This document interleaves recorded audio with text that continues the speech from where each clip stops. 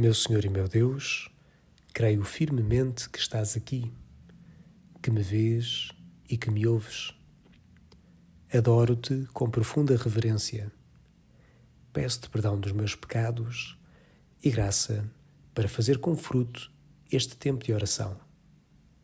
Minha Mãe Imaculada, São José, meu Pai e Senhor, anjo da minha guarda,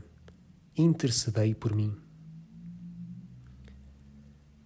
Senhor Jesus, quero fazer este tempo de oração hoje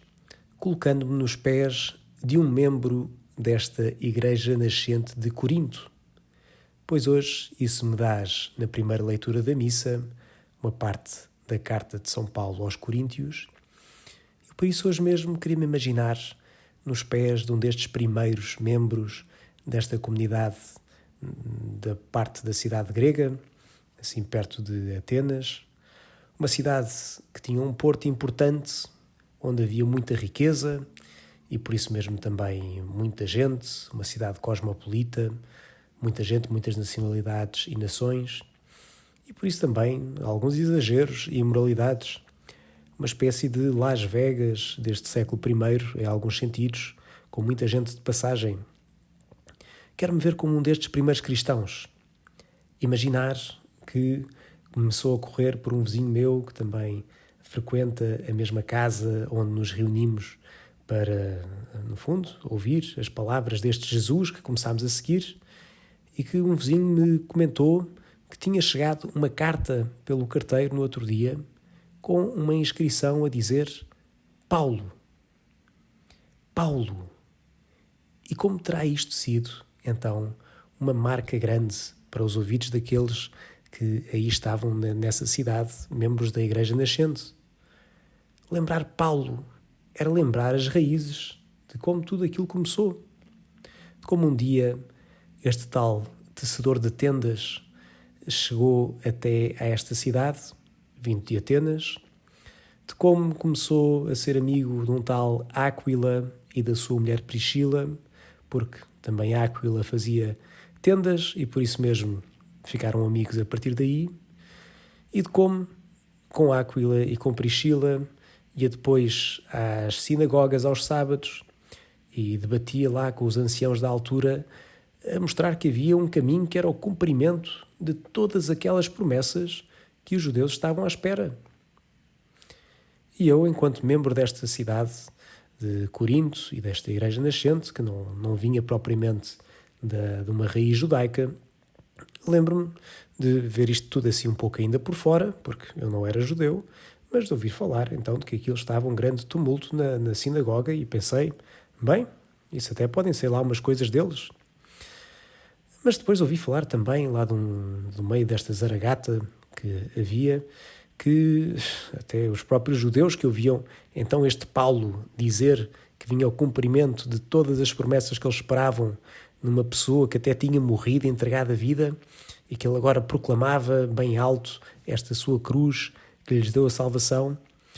que alguns até chegaram a blasfemar do nome de Jesus, desse Jesus que Paulo anunciava, e que nesse momento mesmo depois Paulo decidiu sacudir o pó dos pés e vir falar-me a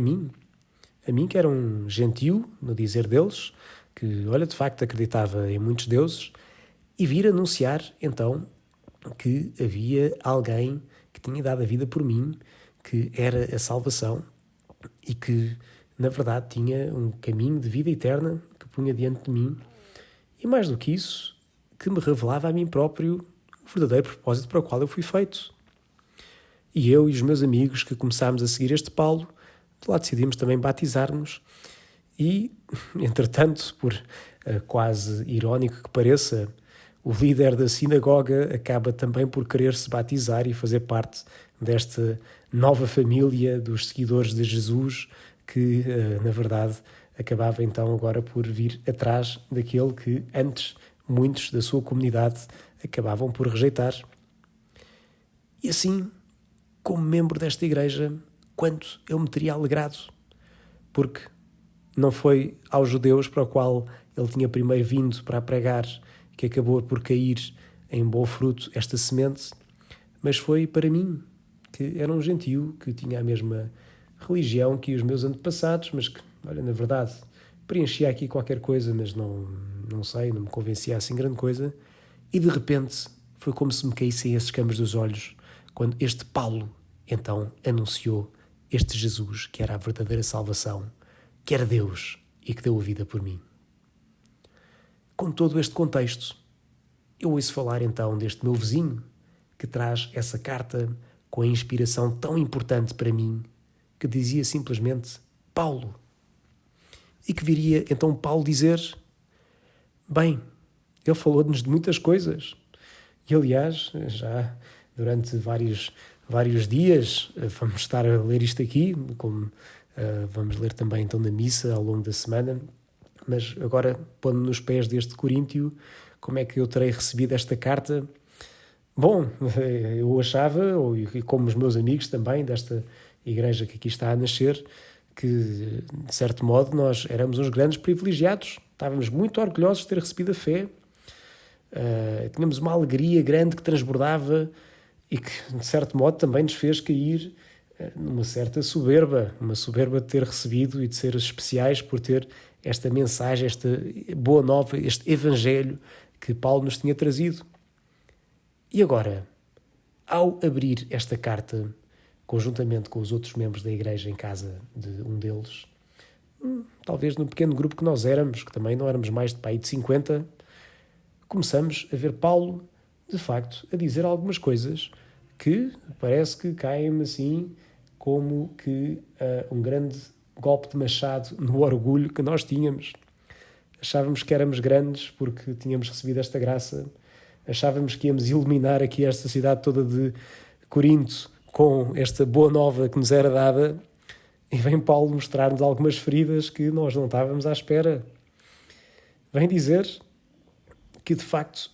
nós não estávamos a viver de acordo com aquilo que nós celebrávamos. Aliás, dizia mesmo, olha, eu transmiti-vos aquilo que eu recebi, que Jesus, na véspera de se entregar, pegou no pão e disse, isto é o meu corpo, pegou no vinho e disse, isto é o meu sangue, fazei isto em memória de mim, e que nós não estávamos a viver de acordo com essa mesma realidade que Jesus nos deixou, mas estávamos cada um para o seu lado, a viver uma vida dividida, não em igreja, a não espelhar aquilo que, de facto, nós celebrávamos no centro das nossas reuniões, que era a Eucaristia, a missa. E bem, e como isso deve ter caído, assim como uma grande machadada naquilo que era o nosso orgulho, e ainda bem, que isso fez-nos depois crescer e então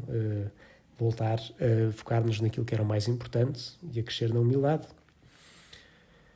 Mas bem, Jesus, descalçando agora estes pés do Coríntio de há 2000 anos atrás, que se orgulhava muito, mas que na verdade tinha muito ainda a crescer e corrigir, e que tinha de seguir de verdade e imitar aquilo que nos deste na Eucaristia, eu queria agora rezar hoje, já como alguém que vive no século XXI, esta mesma coerência eucarística a que tu me chamas. Tu acusavas aqueles coríntios, a partir do teu apóstolo Paulo, de viverem divisões e depois, na verdade, celebrar a Eucaristia como se estivessem todos unidos a viver a mesma fé, aquela mesma fé de entrega, como tu fazes na cruz, ou como fizeste na cruz, e como que continuas a atualizar cada vez que nós celebramos a Eucaristia. Como é que estou eu hoje a viver, então, a Eucaristia na minha vida? Não apenas a celebração em si, ainda que seja importante, claro, vivê-la com atenção e com vontade, sabendo o que eu estou a fazer, mas no resto da minha vida, será que esse resto da minha vida espelha essa união contigo que eu quero ter? Como é que eu estou a viver esta coerência eucarística da minha família? Eu também sou essa entrega que tu, Jesus, fizeste na cruz para a minha mulher e para os meus filhos? E no meu trabalho, as pessoas com quem eu lido todos os dias, também entrego aí a minha vida por eles, como tu fizeste? Ou é alguma coisa que eu apenas deixo para o domingo? Estou eu disposto, de verdade, a imitar aquilo que eu vivo na Santa Missa no meu dia-a-dia? Dá-me, Jesus, dá-me essa graça de viver essa coerência eucarística. Dá-me a graça de pôr de lado o meu orgulho tal como os coríntios foram chamados a fazer por São Paulo, e a viver a partir de ti, deste grande mistério da tua entrega na cruz, que eu depois também o viva todos os dias da minha vida, naquilo que faço, naquilo que eu sou, naquilo que eu amo. Dou-te graças, meu Deus, pelos bons propósitos, afetos e inspirações que me comunicaste nesta meditação e peço-te ajuda para os pôr em prática. Minha Mãe Imaculada, São José, meu Pai e Senhor, anjos da minha guarda, intercedei por mim.